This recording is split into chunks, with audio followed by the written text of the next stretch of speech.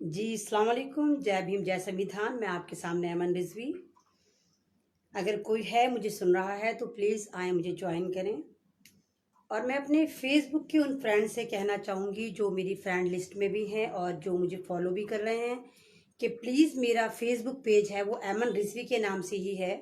बस उसमें एक स्पेलिंग की मिस्टेक है, AIMEN करके हो गया है। तो प्लीज़ मेरे 5,000 जो है वो फेसबुक फ्रेंड हैं, 2,2300 के करीब मेरे फॉलोअर्स हैं।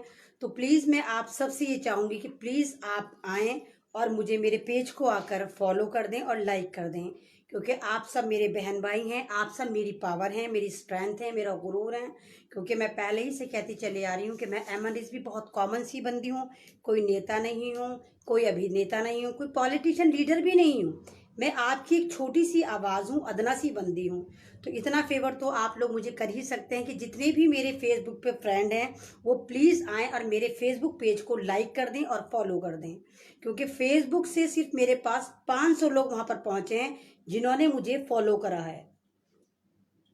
और कुछ लोग जो बहुत ज़्यादा, मतलब मैं हैरान हूँ कि सरप्राइज रहती हूँ कि मेरा रोज़ाना का ये है कि मैं 5-6 लोगों को सेलेक्ट करती हूँ और उनको अनफ्रेंड करके फिर नए लोगों को लेती हूँ।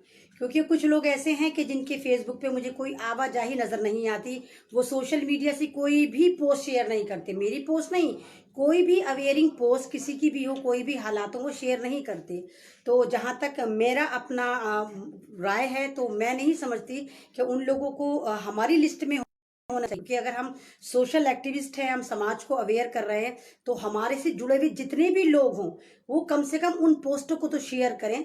या तो हम कह रहे हैं या कोई दूसरे सोशल एक्टिविस्ट कह रहे हैं या कोई भी न्यूज़पेपर कह रहा है, अच्छा यूट्यूबर कह रहा है, तो वो हक बनता है। और मैं इस वाली बात पे भी बड़ी हैरान हूँ कि बस मुझे रिक्वेस्ट आती हैं, 5-5 हज़ार दोस्त लेके बैठे हुए हैं और उनको जाकर देखो खाली डीपी लगा हुआ है। तो मैं हैरान रहती हूँ कि 5,000 इन्होंने कैसे जमा कर लिए खाली डीपी डीपी पे। और मैं अब उन कुछ लोगों को भी बताना चाहूंगी जो लोग मुझसे ये कहते हैं कि अमन रिजवी प्लीज आप हिंदुस्तान मत कहा करें, आप भारत बोला करें। तो भाई मैं सबको बताना चाहूंगी, हालांकि 6 महीने पहले मेरे इंटरव्यू में इस बात को डिफाइन करा गया था कि हिंदुस्तान का मतलब ये नहीं होता कि यहाँ पर हिंदू रहते हैं। हिंदुस्तान का मतलब ये होता है कि एक ये जो भारत है ये दरियाए इंडस के बराबर में है। दरियाए इंडस या हिंद महासागर जिसको कहते हैं, तो उसको इंडस कहा जाता है। तो जो उसके बराबर में रहने वाले यानी हम जो भारतीय हैं, हम इंडू कहलाए यानी हिंदू कहलाए। तो हिंदू कोई मजहब नहीं है, मजहब है वो सनातन धर्म है, वो हिंदू मजहब नहीं है। तो हम जो भी हैं, आप भी हिंदू हैं, मैं भी हिंदू, सिख भी हिंदू हैं, जितने भी लोग इंडिया में रहते हैं वो सब हिंदू हैं, क्योंकि दरियाए इंडस के बराबर में रहते हैं। तो हिंदुस्तान का मतलब हिंदू ये नहीं कि हिंदू रहते हैं। और अगर ऐसा होता तो हिंदुस्तान को लोग हिंदुस्तान क्यों कहते? और फिर आप खुद ही सवाल करिए कि फिर इंग्लिश में इंडिया क्यों लिखा जाता? Times of India, times of Bharat क्यों नहीं लिखते? कभी सवाल करा, कभी सोचा आपने? तो वो इंडिया से है, इंडिया, इंडस, हिंदुस्तान। भारत आज़ादी जब आज़ाद हो रहा था हमारा मुल्क, तो अंग्रेज़ों ने पूछा था कि क्या नाम डालें, तो फिर कहते थे भारत डाल दो। तो वो ऑथेंटिक नाम भारत डाला, लेकिन इंडिया भी गलत नहीं है, हिंदुस्तान भी गलत नहीं है। तो हम सब हिंदुस्तानी हैं क्योंकि हम दरियाए इंडस के बराबर में रहते हैं। और मैं अमन रिजवी, शायद आप मुझे बहुत अच्छे से देखते हैं, बहुत अच्छे से सुनते हैं, पता नहीं क्या क्या समझते हैं मैं क्या क्या हूँ। मैं कुछ भी नहीं हूँ, नथिंग। अगर मैं आपको थोड़ा सा भी अपने बारे में बताऊं, हालांकि मैं अटेंशन सीकर नहीं हूँ, सिंपैथी गेनर नहीं हूँ, मैं कुछ भी नहीं हूँ, जीरो हूँ। शायद आप मेरे बारे में नहीं जानते, मैंने बहुत कम लोगों को बताया है।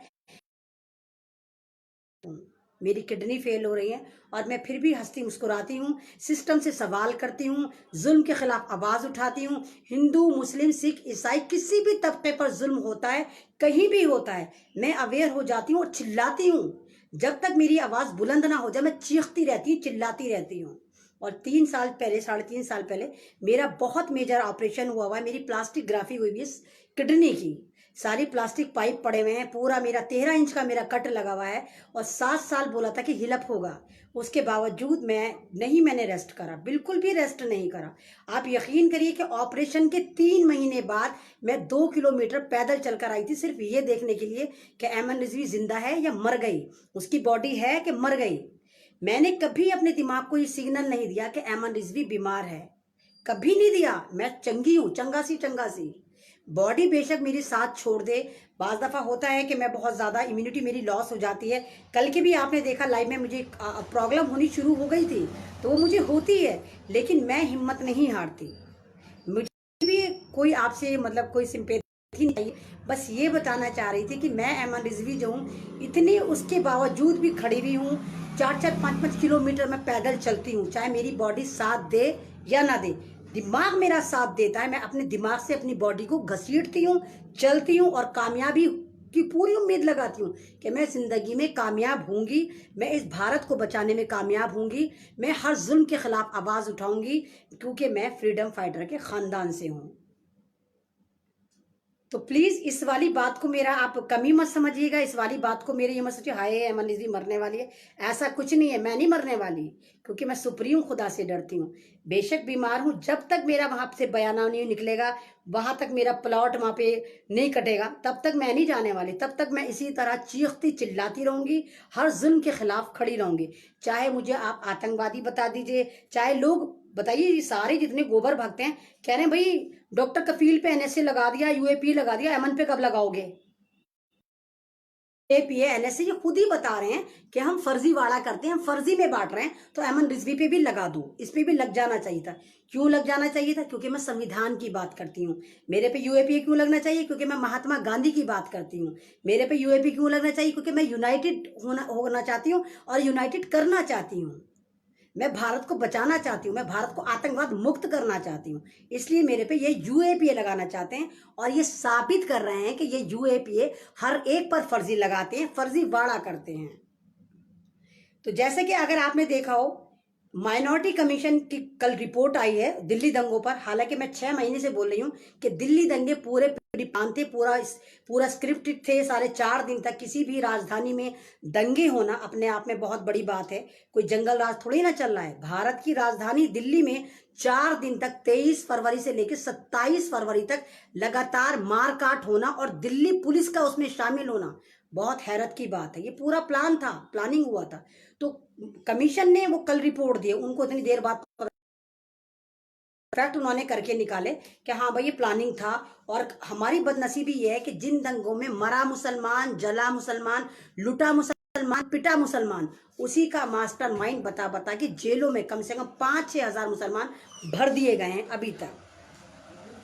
तो जुल्म इतना कोई नहीं कर सकता। हर जुल्म के बाद सवेरा होगा, हर जुल्म के बाद कोई खुशगवार घटा आएगी, और हम भी इंतजार में हैं कब वो खुशगवार घटा आएगी जो हमारे भारत को, हमारे हिंदुस्तान को फिर वही सोने की चिड़िया बना देगी। हालांकि मुझे मालूम है कि भारत इतना पीछे जा चुका है, हम 80 साल पीछे जा चुके हैं। हम 24 घंटे भी मेहनत करेंगे तो हम सन 2014 से पहले वाला भारत नहीं ला सकते, लेकिन उम्मीद पर दुनिया कायम है। हमें यकीन है कि हम कर लेंगे, और जब हमें यकीन हो जाता है हम कर लेंगे, तो आप यकीन जानिए हम वो कर गुजरते हैं, क्योंकि सारी चीजें यकीनों पे चलती हैं। एक शेर है कि नशेमन पे नशेमन इस तरह तामीर करती जा, नशेमन पर नशेमन इस तरह तामीर करती जा कि बिजली गिरते गिरते आप इंतजार हो जाए। ये शेर मेरे पापा मुझे कहा करते थे, क्योंकि मैं बड़ी खुराफाती खून हूँ, बड़ी इनकलाबी खून हूँ। अगर मैं कभी थकने कभी हारने लगती थी तो मेरे फादर ये कहते थे थकना मत, बिजलियां गिर गिर के खुद थक, लेकिन ऐमन रिजवी थकनी नहीं चाहिए। बिजलियां अपना रास्ता बदल लें, लेकिन ऐमन रिजवी जिस रास्ते पे चल रही है उसी रास्ते पे चलती रहनी चाहिए। तो ये मैंने आपसे बातें करी, टोटल मेरी पर्सनल थी। मुझे नहीं मालूम को आपको अच्छी लगी या बुरी लगी, मतलब लेकिन बताना जरूरी था कि आप 6 महीने से ऐमन रिजवी को सुन रहे हैं, लेकिन आपको ये नहीं पता कि ऐमन रिजवी असल में है क्या। तो मुझे किसी से कोई सिंपैथी नहीं चाहिए, बस मैं यही दिखाना चाह रही थी कि अगर एक मरीजा ऐमन रिजवी इस फील्ड में उतर सकती है, इस आतंकवाद के खिलाफ खड़ी हो सकती है, इस भारत को बचाने के लिए खड़ी हो सकती है, तो फिर आप क्यों नहीं हो सकते? फिर आप क्यों यूनाइटेड नहीं हो सकते? मुझे तो ये भी नहीं मालूम कि अगली सुबह मैं बच पाऊंगी नहीं बच पाऊंगी, क्या पता मैं मर जाऊँ, मेरी किडनी पूरी फेल हो जाए। वैसे भी आधे % फेल हुई, पूरी नहीं हुई। अभी 100% हुई, 200 पे मेरा डायलिसिस शुरू होगा। अभी मेरा जो प्रोटीन लीक आउट है वो 100 पे चल रहा है। तो मतलब भक्त जो हैं, जितने भी गोबर भक्त हैं, वो ज़्यादा खुश ना हो। अभी मेरा 50% चांस है कि मैं इंशाल्लाह बचूंगी, और मेरे साथ आप सबकी दुआएं हैं जो मुझे ज़िंदगी की तरफ वापस लेकर आएगी। ये मेरा ब्लाइंड फेथ है, और मेरे साथ सुप्रीम खुदा है, क्योंकि मैं ज़मीनी खुदाओं से नहीं डरती। तो आज हम फिर वही बात करेंगे, रोजाना एज यूजल वही मुद्दा रहता है हमारे पास। है क्या, जिस दिन हमें टेंशन ना हो उस दिन ही हमें टेंशन हो जाती है, अल्लाह आज हमें टेंशन क्यों नहीं हुई। तो वही है कि पूरी दुनिया जो है वो एक दो खेमों में बढ़ चुकी है। अमेरिका ने बोला है कि भाई देखो, चाइना किसी वक्त भी हमला कर सकता है। अमेरिका ने हिंदुस्तान से बोला है कि चाइना किसी वक्त भी हमला कर सकता है। अगर तुम अपनी खैर चाहते हो, अगर तुम ये चाहते हो कि मैं तुम्हें सपोर्ट करूं, मैं तुम्हारा साथ दूं, तो तुम एक काम करो, तुम रूस से दुश्मनी कर लो। यानी कितना गंदा मशवरा दे रहा है। सिर्फ एक रूस बचा है जिस चाल का हमारा रिश्ता चल रहा है, तो वो भारत को ब्लैकमेल कर रहा है। माइक पोम्पियो कह रहा है अगर तुम चाहते हो कि हम तुम्हारे सपोर्ट करें, हम कहें कि हाँ चाइना गलत है, तो तुम रूस से दोस्ती खत्म कर लो, नहीं पोता रहो।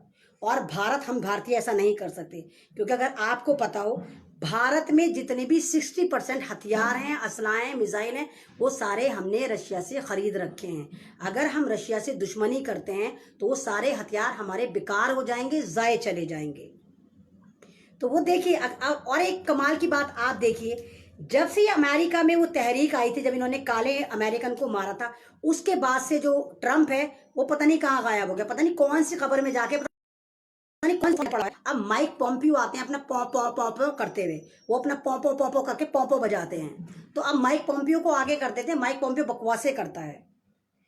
तो ये सारा ड्रामा चल रहा है, इस तरह का चल रहा है, और रशिया पूरी की पूरी धमकी दे रहा है। और मैं यही कहूंगी कि खुदा करे हमारा जो भारत है वो इस वाली बात को ना माने, क्योंकि अगर हमने ये वाली बात मान ली तो यकीन करिए हम बर्बाद हो जाएंगे। पूरा जो हमारी आर्मी के पास 60% जो हमारे पास असला है वो सब फेल हो जाएगा। क्योंकि अगर आपको पता हो, रशिया जो है वो चाइना और अमेरिका ये वाली बात क्यों कह रहा है, क्योंकि अमेरिका और रशिया में 3 का आंकड़ा इन दोनों की नहीं पड़ती। तो अमेरिका चाह रहा है कि रशिया को बर्बाद कर दे, और यूज किसको कर रहा है, वो हमारे प्यारे से भारत को यूज कर रहा है। उसको लग रहा है हम भारतीय बेवकूफ होते हैं। हम बेवकूफ नहीं होते, हम बड़े समझदार होते हैं। अगर आपको मालूम हो कि दुनिया में एंटी वायरस जो इजाद करा था वो भारत ने करा था कंप्यूटर में। दुनिया में सबसे ज्यादा टैलेंट भारत में पाया जाता है। वो बात अलग है कि अपॉर्चुनिटी जो हमें नहीं मिलती, हमें अवसर नहीं मिलते, हमें मौके नहीं मिलते, तो हम इसलिए पीछे हैं क्योंकि हमारे पास पैसा नहीं है, थोड़ी एजुकेशन हमारे पास कमी है, हम लोग पढ़ लिख नहीं पाते। लेकिन टैलेंट दुनिया में आज भी सबसे ज्यादा हम भारतीयों में पाया जाता है। मिलनसारी हमारे में पाई जाती है, मेहमान नवाजी हमारे में पाई जाती है, और हिब्बुल वतनी, देशभक्ति भी भारतीयों में सबसे ज्यादा पाई जाती है। तो हमारा मुकाबला दुनिया का कोई भी मुल्क नहीं कर सकता। सब ख्वाबे खरगोश में है कि भारत को हलवा समझ के खा जाएंगे, ऐसा नहीं होगा, हम ऐसा करने नहीं देंगे। और अगर कोई ऐसा करने की सोचता तो हम उसकी ऐसी की तैसी कर देंगे, क्योंकि हम 137 करोड़ लोग यूनाइटेड हैं। बेशक हमारी गवर्नमेंट ऐसी खराब हो, बेशक हमारी गवर्नमेंट भटकी हुई हो इस वक्त, लेकिन हमें यकीन है कि हम इस भारत को निकाल लेंगे उस चाइना के चुंगल से। हम खदेड़ देंगे चाइना को, या तो हम चाइना को खदेड़ देंगे या हम चाइना को दोस्त बना लेंगे। दो ही ऑप्शन हमारे पास है, या तो हम चाइना को दोस्त बना लें या हम चाइना को खदेड़ दें। हम चाइना से पूछे भैया तुम्हारा मसला क्या है, भैया तुम क्यों बैठे हो आके, क्यों घेरिए तुमने हमारी गलवाल वैली, क्यों तुम लद्दाख में घुस गए हो, फिंगर 7, 8, 6 क्यों घेर के बैठे हो। हम सवाल करेंगे, अगर वो सवाल का जवाब देता है तो ठीक, नहीं तो फिर हम उसकी औकात याद दिलाएंगे। क्योंकि हम भारतीय जंगें जो लड़ते हैं वो हथियार से नहीं लड़ते, हम जज्बे से लड़ते हैं। और कोई भी जंग जो होती है जज्बे से जो लड़ी जाती है वो कामयाब होती है। बहुत सारी जंगें ऐसी हैं जहां पावर थी, पैसा था, मिलिट्री थी, लेकिन वो नाकाम हो गए क्योंकि सामने तो जो लोग लड़ रहे थे वो जज्बे से लड़ रहे थे। तो हम भारतीय जो हम अपने जज्बे से लड़ेंगे और एक फूल चटा देंगे। मैं बार बार यही कहती चली आ रही हूं कि ये जितने भी चड्डीधारी गैंग हैं, आरएसएस वाले हैं। मैंने कल भी आपको बड़ा डीपली बताया था कि जैसे इजराइल है मुसलमानों का दुश्मन है, फिलिस्तीनियों का दुश्मन है, और सेम बिल्कुल ऐसे ही यहाँ पर भारत में आरएसएस है। जैसे वो 3rd टेम्पल बनाना चाहता है, हैकल सुलेमान में वो राम मंदिर का ड्रामा चल रहा था कि इन्होंने मुसलमानों की मस्जिद को शहीद करके राम मंदिर का ड्रामा करा था। वो बात अलग है, जिस राम मंदिर पे इन्होंने लाखों मुसलमानों को काट दिया, हमारी मस्जिद शहीद कर दी, उस मंदिर का दावेदार जो है वो नेपाल बन गया है। नेपाल कह रहा है कि भारत में वो मंदिर नहीं है, भारत में राम पैदा ही नहीं हुए, वो तो हमारे यहाँ पैदा हुए हैं, हमारे यहाँ अयोध्या है। और ये देखिए कमाल की बात, कोई भी जितने भी इनके मजहबी ठेकेदार हैं, आश्रम वाले बाबा हैं, इन्होंने किसी ने कुछ नहीं कहा। इन्होंने नहीं कहा जाके नेपाल की फाड़ के नहीं आए, फाड़ के आओ ना नेपाल की, तेरी हिम्मत कैसे हुई, तू श्री राम को वहां का बता रहा है। अब हो सकता है कल को भूटान भी कहे कि नहीं भाई नेपाल में नहीं, हमारे यहाँ भी पैदा हुए थे राम जी। तो ये सारे ड्रामे चल रहे हैं और ये सिर्फ किसकी वजह से हो रहा है? ये आरएसएस की गंदी सोच की वजह से, आरएसएस की घटिया पॉलिसी की वजह से। क्योंकि हुकूमतें जो होती हैं वो भगवादारी बन के नहीं होती हैं, हुकूमतें दिमाग से होती हैं, स्ट्रैटेजी प्लान होती है। हम किसी शादी में भी जाते हैं, हम एक हफ्ते पहले प्लान कर लेते हैं ये कपड़े पहनेंगे। इवन मेरे किड्स तो ये तक कह देते हैं कि अगर वहां पर ये वाला खाना हुआ तो हमें कौन सा खाना खाना है, यहां तक प्लान कर लेते हैं कि हमें पहले कौन सा खाना खाना है, बाद में कौन सा खाना खाना है। एक हफ्ते पहले शादी में खाने तक डिसाइड हो जाते हैं कि हमें सिर्फ यही खाना है, उसके अलावा किसी चीज को हाथ नहीं लगाना अगर अवेलेबल हुआ। कौन से कपड़े पहनने हैं, किस तरह का मेकअप करना है। तो जब हम एक हफ्ते पहले प्लान कर लेते हैं तो फिर ऐसा कैसे हो गया कि बीजेपी ने कोई भी प्लान नहीं करा, चाइना पूरा का पूरा आकर बैठ गया, इन्हें पता ही नहीं चला। और हमारी इंटेलिजेंस जिस पे इल्जाम लगा रहे थे ये कि नहीं इंटेलिजेंस ने कुछ नहीं बताया, उसने साफ कहा कि हमने अजीत डोभाल को और विपिन रावत को बताया था और रिपोर्ट दी थी कि चाइना हमारे अंदर घुस गया। तो अब आप खुद सोचो कौन झूठ बोल रहा है? हमारी आर्मी झूठ बोल रही है, हमारी इंटेलिजेंस ही झूठ बोल रही है। आर्मी का मतलब ये जो बड़े बड़े ऑफिसर जैसे विपिन रावत जो है, आपको साफ पता है ये आरएसएस के हैं, इसीलिए इनको तीनों आर्मी की कमांड दे दी गई ताकि ये आरएसएस को बढ़ा चढ़ा सके। क्योंकि इनको तो जिंदगी इनके ख्वाबों में भी नहीं था कि चाइना हमारे पे हमला कर देगा, चाइना हमारे पे कब्जे कर देगा। इनको तो ये था पाकिस्तान इजी टारगेट है, पाकिस्तान पे हम फर्ज करते रहते हैं।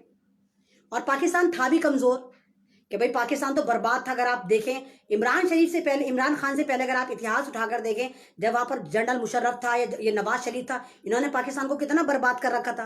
पाकिस्तान में एक जनाजा जाता था, एक जनाजा, उसी जनाजे पे बम ब्लास्ट हो जाता था तो जनाजे कितने हो जाते थे? 200 जनाजे बन जाते थे। किसी की शादी में लोग नहीं जाते थे, भैया शादी में जा रहे हैं, मालूम है शादी तो जिसकी हो रही वो तो मरा मरा, जो बराती थे वलीमा खा रहे थे वो भी मर गए, मतलब चवन्नी का खाना नहीं मिला और जनाजे उठ गए हजारों के। तो पाकिस्तान इतना बर्बाद था। तो पाकिस्तान को आंखें दिखाना आसान था क्योंकि तो ऑलरेडी बर्बाद था। कमजोर को कमजोर करना बहुत आसान है क्योंकि वो कमजोर था, लेकिन इनके ख्वाबों में भी नहीं था। बिल्कुल हमारे साथ तो ऐसा हुआ, बीजेपी सारी रात बजट पे रटा है कि बजट आएगा, बजट पे सवाल आएगा कल। और हमने जब बजट को स्पेलिंग करा तो वो बुडगेट पढ़कर आए, BUDGAT बुडगेट, यानी सारी रात हमने बजट पे टॉपिक पे पढ़ा और अगले दिन जो सवाल आया वो बुडगेट पर आ गया, यानी वो चाइना पे आ गया। तो चाइना हमारे सिलेबस में फालतू में आया, चाइना सिलेबस में था ही नहीं भारत के। वहम और गुणमान में भी नहीं था कि चाइना हमारे पे कभी हमला करेगा या चाइना हमारी सरहदों पे नाग बनकर बैठ जाएगा। और इसका सारा श्रेय किस पे जाता है? हमारे तड़ीपार चाय वाले चौकीदार पर, क्योंकि इन्होंने चाइना को घुसाया। ये है चाइनीज एजेंट। ये जब गुजरात का सीएम था दौड़ दौड़ कर जाता था, झूले झुलाता था कि जितने झूलों में तुम झूल रहे सारा चाइना तुम्हारा। और भक्तों ने भी सोचा कि भाई हमारा चाय वाला जो भगवान है, तो ये जो सारा जो पूरा भारत है ये चाय की पत्ती के साथ ऑफर में आया है।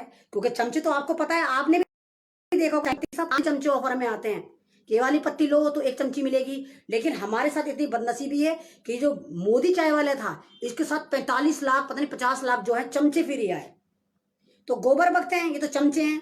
तो चमचे तो सिर्फ खाली बर्तन में बजने के लिए होते हैं, अकल तो इनमें कुछ होती नहीं। अभी भी लटके पड़े हुए हैं हमारा मोदी महान, भारत जाए चूल्हे में मोदी महान। अबे भारत है तो मोदी है, मोदी है तो भारत नहीं है। जाहिलो समझो इस वाली बात को कि भारत है तो मोदी है, मोदी है तो भारत। ये नहीं कि मोदी भारत से है, भारत से भारत का अस्तित्व है तो मोदी है, नहीं तो मोदी कुछ नहीं है बिना भारत के। जी ट्रंप मेरा दोस्त है, ट्रंप को झप्पी मारी तो दोस्त बन गया, इमरान खान को झप्पी मारी तो दोस्त बन गया। झप्पी मारने से दोस्त नहीं बनता, पॉलिसीज को डिस्कशन करने से, वहां से बिजनेस लाने को दोस्ती कहते हैं। आप अमेरिका के दोस्त बने थे, अमेरिका से क्या लेकर आए भारत में? कुछ लेके आए, कुछ लाए? अमेरिका से बिजनेस लाए? क्या लाए? सिर्फ झूठ का पुलंदा। उसने इनको चने की झाड़ पे चढ़ा दिया। आपकी बार ट्रम्प सरकार कहकर अगर खुश हो गए, आया ट्रम्प ने आके बोला आपकी बार मोदी सरकार, बोला उसने तो खुद ही लाले पड़े हुए हैं, गुफा में छुपा पड़ा हुआ है। और अगर ना छुपता तो तिक्का बोटी करके उसको पब्लिक खा जाती। तो ये हाल है हमारे चाय वाले चौकीदार। तभी तो कहते हैं कि किसी भी मुल्क का प्रधानमंत्री और प्रेसिडेंट काबिल होना चाहिए, पढ़ा लिखा होना चाहिए। चाय वाला तो चाय बेचेगा, क्या पता चाय वाले को? मेरी गली के नुक्कड़ पे चाय वाला है, उसको तो कुछ नहीं पता, ना संविधान का पता, ना मुल्क का पता, ना प्रधानमंत्री का पता, ना प्रेसिडेंट का पता। ये तक नहीं पता कि दिल्ली का सीएम कौन है। केजरीवाल पता है लेकिन क्या पोस्ट है ये नहीं पता। तो ये फर्क पड़ता है एजुकेशन का कि अगर आप एजुकेटेड होंगे तो आप मुल्क को भी चलाएंगे। यही कहते हैं, अगर जैसे आपने देखा होगा समाज में एक छोटी सी मिसाल है जो बड़े बुजुर्ग भी कहते हैं कि अगर एक औरत पढ़ी लिखी हो तो पूरा समाज पढ़ जाता है। समाज इन द सेंस जब वो पढ़ी लिखी होगी तो अपने बच्चों को पढ़ाएगी, बच्चे पढ़े लिखे होंगे तो पूरा घर अच्छा होगा, पूरा सोशल सर्किल अच्छा होगा। अगर एक औरत जाहिल होगी तो पूरा घर बर्बाद हो जाएगा। तो सेम यही कंडीशन है कि एक जाहिल चाय वाला अज्ञानी जो ज्ञानी समझ के बैठा हुआ है, हमारा जुटला ठरकी चौकीदार, उसने पूरे भारत को बर्बाद कर दिया। आज उसकी एजुकेशन हमारी एजुकेशन मानी जाती है। जैसे वो सभी कहते हैं जैसे चाय वाला ऐसे भारतीय, नहीं हम ऐसे नहीं है। बहुत हमारा 2 साल का बच्चा भी बहुत काबिल है, अकल रखता है, सब समझता है। और हमारी बदनसीबी है कि हम इनको झेल रहे हैं। हमारी अपोजिशन कमजोर है। किसी भी मुल्क की अगर अपोजिशन कमजोर हो जाती है तो वहां की जो हुकूमत है वो हिटलर बन जाती है, डिक्टेटर बन जाती है, सत्यानाश पीटती है फिर मुल्क का, जिस तरह हमारा 6 साल से पिट रहा है। अभी मैं परसों पाकिस्तान के पेज पे लाइव गई थी बोल टीवी पर। हालांकि मैंने कोई ऐसी बात नहीं कि मैंने भारत को प्रोटेक्ट करा, महात्मा गांधी की बात करी, मैंने अपने संविधान की बात करी। और यहाँ के जितने दल्ले पिल्ले चमचे थे गालियां लिख रहे थे, इस पे एनएसए लगा के मार दो। अरे योगी जी, इस पे भी कफील की तरफ को जेल में डाल दो, बाप का राज चल रहा है, हलवा है अमन रिजवी। और जो भारत की तरफ से दूसरे थे, एक जनरल थे, वो पूरा का पूरा स्ट्रीम मीडिया की जबान बोले थे, नहीं हम तो इक्वालिटी पे यकीन रखते हैं, भारत में मुसलमानों के साथ जुल्म नहीं होता। एनआरसी कहाँ लगी? क्या मुसलमान अभी तक बाहर गया? उन्हें यही नहीं पता कि एनआरसी और ये है क्या। अरे ये बिल पास हुआ है, नोटिफाई नहीं हुआ। नोटिफाई अभी नहीं हुआ, सिर्फ बिल पास हुआ है। जब वो हुकूमत में और डिबेट में पहुंच जाते हैं, हमारा सत्यानाश पीटने बदनाम करने, ये हाल है। तो अगर मैं सोशल एक्टिविस्ट हूं, मैं एक आवाज हूं, मीडिया प्लेटफॉर्म मेरा चैनल है, चाहे मैं पाकिस्तान के चैनल पे जाऊं, चाहे मैं नेपाल के चैनल पे जाऊं, चाहे मैं बांग्लादेश के चैनल पे जाऊं, मैं किसी भी चैनल पे जाऊं, मैं भारत को वहां पे रिप्रेजेंट करती हूं, मैं भारत की आवाज उठाती हूं। इसका मतलब ये थोड़ी है कि आप मेरे पे यूएपी लगाने की बात करेंगे, एनएसए लगाने की बात करेंगे। हलवा है क्या? और आप हिंदुस्तान का इतिहास उठा के देखें, 70-75 साल का इतिहास उठाकर देखें, यहाँ चाहे सिख भाई हैं उन पे जुल्म हुआ, चाहे हमारे ईसाई भाई हैं उन पे जुल्म हुआ, चाहे हमारे दलित भाई हैं उन पे जुल्म हुआ, चाहे हमारे आदिवासी भाई हैं उन पे जुल्म हुआ। कौन सी कम्युनिटी यहाँ पर सेफ है? वो अब आके सीना ठोक के गए, हाँ अमन रिजवी हम बड़े सेफ हैं। सिर्फ इन चमचों के अलावा, भक्तों के अलावा, गोबर भक्तों की बात ही नहीं हो रही, क्योंकि गोबर भक्तों के और गधों के मैं मुंह नहीं लगती। दोनों एक बराबर, बल्कि गधा जो है मिस्टर गधे हैं और ये मिस्टर भी नहीं है, ये तो टोटल के टोटल भगत हैं, ये बैक साइड की औलादे हैं। एक बाप की नाजायज औलादे होती हैं जो बैक साइड से पैदा होती हैं। बैक साइड को मैं गाली नहीं देना चाहती, वो गाली इनको बहुत अच्छे से मिल जाती है। तो इस वक्त अगर हमें यूनाइटेड देखना हो कि यूनाइटेड क्या होती है, कि यकजहती क्या होती है, वो हमें सिखों से सीखनी चाहिए। सिख ब्रदर को देखना चाहिए, वो कैसे तस्बीह की दाने की तरह, तस्बीह की माला की तरह एक होकर रहते हैं। सिखों को देखे कितना यूनाइटेड होते हैं वो। आपको याद होगा अभी बुलंदशहर में लॉकडाउन में कुछ आरएसएस वालों ने 2 सरदारों की बेइज्जती करी थी, उनकी पगड़ी उतार के कीचड़ में डाल दी थी। पूरी दुनिया से सिखों ने मूवमेंट निकालना शुरू कर दिया था, आवाजें उठानी शुरू कर दी थी। तो ये होती है पावर, वो इतना सपोर्ट करते हैं एक दूसरे को। लेकिन हम मुसलमानों में कोई सपोर्ट नहीं होती, हमारे दलितों में कोई सपोर्ट नहीं होती। ईसाई तो बेचारे वैसे भी बहुत कम है भारत में। आप ईसाइयों का हाल देखिए, किसी भी मिशनरी के जाके ये मार देते हैं, किसी पादरी को जला देते हैं, किसी भी पादरी को जबरदस्ती कहते हैं चल जय श्री राम बोल। कितनी सोशल मीडिया पे इस तरह की वीडियो वायरल होती हैं जहां ये ईसाइयों को बर्बाद करते हैं। अब मैं आपको एक और फैक्ट बताती हूँ। इंडियन टुडे का नाम आपने सुना होगा, उसने न्यूज ब्रेक करी है कि हिंदुस्तान में जितनी भी चाइनीज कंपनी है, 75% है, मैं बहुत आपको बता रही हूँ कि हिंदुस्तान में चाइनीज कंपनियां जो हैं, भले जितनी भी कंपनी है उसमें 75% जो चाइना ने इन्वेस्ट कर रखा है। तो उसने रिपोर्ट ब्रेक करी है कि चाइना का जो इंटेलिजेंसी है वो भारत की इंटेलिजेंसी की तरह काम नहीं करती। चाइना का बच्चा बच्चा जो इंटेलिजेंसी में शामिल होता है। तो जितनी भी चाइनीज कंपनियां, जितने भी ये वर्कर हैं, या जितने भी चाइनीज स्टूडेंट यहाँ पर पढ़ने आते हैं, दुनिया में कहीं भी पढ़ने जाते हैं, या जितने भी चाइनीज कहीं दुनिया में बिजनेस करते हैं, ये अपने मुल्क के लिए इतने वफादार होते हैं, इतने लॉयल होते हैं कि वो मुल्क को सारी की सारी वहाँ की मालूमात देते हैं कि यहाँ पर ये हो रहा है, इतने लोग रहते हैं, इतनी तरह की यहाँ पर मुखालफत हैं, हुकूमत में ये चल रहा है। तो वो सारे के सारे इंटेलिजेंसी के लिए काम करते हैं।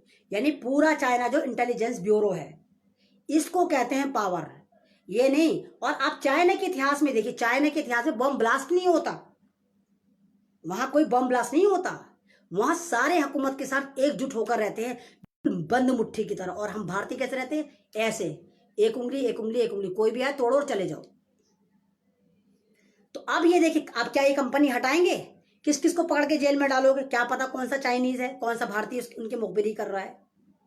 तो ये सारे ड्रामे चल रहे हैं, सारे के सारे ये ड्रामे चल रहे हैं, और इस वक्त हमें सबको यूनाइटेड होने की जरूरत है। और आप अभी देखिए, मैंने जैसे आपको बताया था, कल भी बताया था कि अमेरिका जो है वो साउथ चाइनीज सी में आ गया है, अपने जहाज उतार दिए। तो भारत खुश हो रहा है कि वो मेरी सपोर्ट को आया है, वो भारत की सपोर्ट को नहीं आया। वो जो साउथ चाइना सी है, वहां पर बहुत सारे नेचुरल गैस हैं, हीरा जवाहरात हैं, पेट्रोल है, उसके लिए आया है। क्योंकि 90 साल से चाइना का उस पर होल्ड है, 90% जो हिस्सा है वो 25,000 साल से चाइना का होल्ड है उस पर। तो ये चाहते हैं कि हम किसी भी तरह छीन लें। लेकिन चाइना के पास, मैंने आपको कल भी बताया था, 3-4 दिन पहले बताया था, इलेक्ट्रोमैग्नेटिक पल्स वेपन्स हैं चाइना के पास। अगर वो किसी भी मुल्क पे चाहे तो वहां का पूरा बिजली का निजाम बंद कर दे, गाड़ियां जाम कर दे, मोबाइल हैक। हम खुश हो रहे हैं कि अमेरिका जो है वो हमें सपोर्ट करना है। वो हमें सपोर्ट नहीं करना आया, वो चाइना के साथ जो आया है वो ड्रामे करना आया है ताकि उस जगह को कब्जा ले। और आप, मैं लिख के दे रही हूं, अगर हमला होता है अमेरिका बर्बाद होगा। कल भी मैंने आपको फैक्ट बताया था कि यहूदियों की जो मैगजीन है इकोनॉमिक्स, उसमें इन्होंने दिखाया है कि चाइना ने अमेरिका को बर्बाद कर दिया। एक आंख है जो उनके $100 पे बनी हुई है, और वो चाइना की आंख है। चाइना का जो एक बड़ा वाला स्टार है उसके अंदर आंख बनाई है। तो यानी कि चाइना बर्बाद करेगा अमेरिका को, और बर्बाद कर दिया, टोटल बर्बाद कर रहा है। रशिया और चाइना मिलके और बहुत सारे मुल्क मिलके जो हैं वो डॉलर की ऐसी की तैसी मारने वाले हैं। अब डिजिटल युवान चला करेगा, यानी जिस मुल्क में जाएंगे उसकी करेंसी से काम होगा, चाइनीज करेंसी से काम होगा, डॉलर से काम नहीं होगा, और ये अमेरिका की कमर टूटेगी। तो उसके बर्बाद करने के लिए अमेरिका जो है भारत को बेवकूफ़ बना रहा है कि हम तुम्हारा साथ देंगे, तुम रशिया से दोस्ती ख़त्म कर लो, हमसे हथियार खरीद लो। अरे हथियार भी सारे थर्ड क्लास देगा, क्योंकि उससे ज़्यादा हाई फाई हथियार ऑलरेडी चाइना के पास हैं।